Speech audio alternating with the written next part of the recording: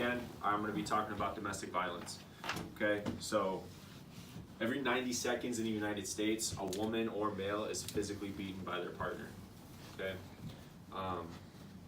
going into that, a quick story. So I think it was last Saturday. I was actually on my way to the mall. I was with my wife. We were on Bear Valley, the intersection where the In-N-Out's at, if you guys aren't familiar with that road at all.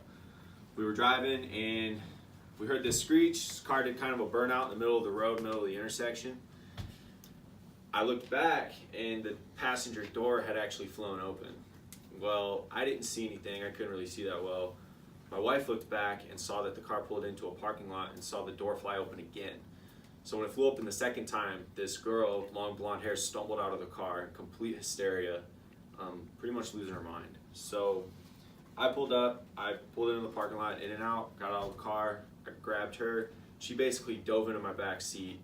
She looked pretty rough, pretty shaken up. She was holding her stomach. I wasn't sure what exactly had happened, but while I was on the phone with 911, this male had confronted me from across the street, asking me if his woman was in my car. I proceeded to tell him, yeah, she is. Well, what's it to you? Well, she had actually said that she was 5 months pregnant when she had gotten into the car with my wife and told her that he had been punching her in the stomach. They were actually on their way back from an ultrasound. So what had happened was the fight started the night prior and she was restless, she's pregnant, and kept him up, which apparently angered him. And he thought it was all right to basically beat on her and hit her for that. So long story short, the police came, they took her in EMS, I gave a report. There was nothing they could really do about it because I didn't witness the violence, right? So I think that actually kind of put it in perspective for me about how often this actually occurs. And this was 11 o'clock in the morning, mid-daylight, right? Everybody was around, people were all over the place, and it was happening like right there, which to me was kind of shocking. I would expect things like this to take place behind closed doors where people wouldn't, necessarily see it or expect it. Okay, so I'm gonna go in and talk about the different types of domestic violence, why people abuse, and how to safely get out of the cycle, okay? Going into this, we're gonna talk about the different types of domestic violence.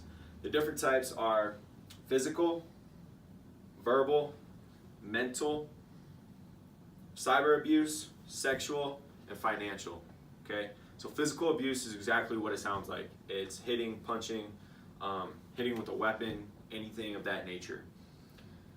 Verbal and emotional abuse could be name calling, could be cursing at your partner on a regular basis, could be body shaming if they are fat or maybe they just had a kid, anything of that sort. Then there's going to be mental, so it's going to be threats, threatening, whether it's threatening violence, threatening isolation, threatening to never see their family again, anything of that nature. Cyber abuse. Cyber is really important in our life nowadays, right? So everybody has cell phones, everybody has computer access, most people basically stalking their text messages, stalking their phone calls, tracking their phones, wherever they're going at all times, where they're at. That's cyber abuse. Sexual, so rape is actually pretty common amongst domestic violence. Just because you have a partnership and say you've had sex with them before, doesn't mean that it's wanted a second or third time. It doesn't mean that you're entitled to sex with that person. And then financial abuse, so control of the income. The hardest part of getting out of a domestic violence relationship is the financial piece.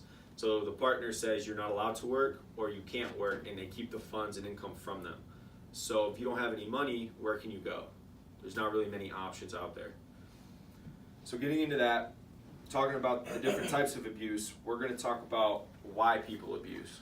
So the main factor of why people are abusive is going to be because of power and control. It's all about that feeling of having that power and having that control over their partner and that control over their lives, really. It's actually a quote from the National Domestic Violence Hotline, which is a website that you guys can actually go to. And it says, they often believe that their own feelings and needs should be the priority in their relationships. So they use abusive tactics to dismantle equality and make their partners feel less valuable and deserving of respect in the relationship, which is pretty crazy to think about. I would never put myself before my wife. So to me, that's something I can't understand. but some people, that's just how their thought process is. Now, after knowing why people abuse, now we're going to discuss the cycle of violence. So there's going to be 3 parts to this. The first part is going to be the tension building stage. Okay, so it's going to be the partner becomes moody, starts acting out a little bit, starts kind of being triggered by very small, minute things. Maybe the dishes weren't done or the trash wasn't taken out. It could be anything of that sort, super small. Okay, and that person starts to overreact to certain things. Then it's going to be the explosion stage, which is where it becomes physical and it becomes severe. So it could be anything that involves a weapon. It could be punching, kicking, hitting. Could be destroying property. Could be any of those things. And then it's going to be the honeymoon stage. So the honeymoon stage is right after the explosion stage, where they say, "I'm sorry, that'll never happen again." Okay, I didn't mean to. It was an accident. I lost my temper. Any one of those excuses. But what happens is after that cycle starts, it's very hard to get out of. And then it goes right back to the beginning, and so on and so forth. Okay, after that, it actually takes a person on average 7 times to leave their abuser, which is a pretty startling statistic.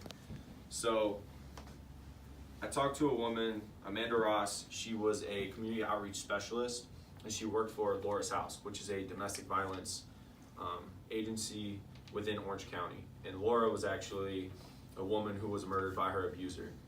Now, there's actually a law in California that states that you have to separate one of the 2 parties for 24 hours minimum if there's a call to something that is domestic.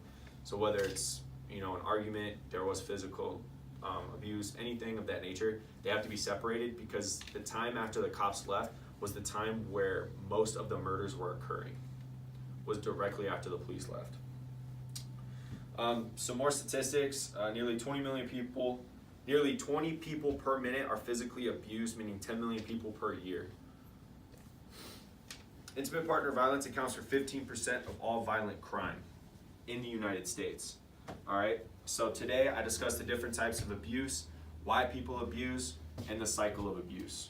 Okay, and if people are trying to get out of abuse or an abusive relationship, you should support them no matter how many times they return to that cycle.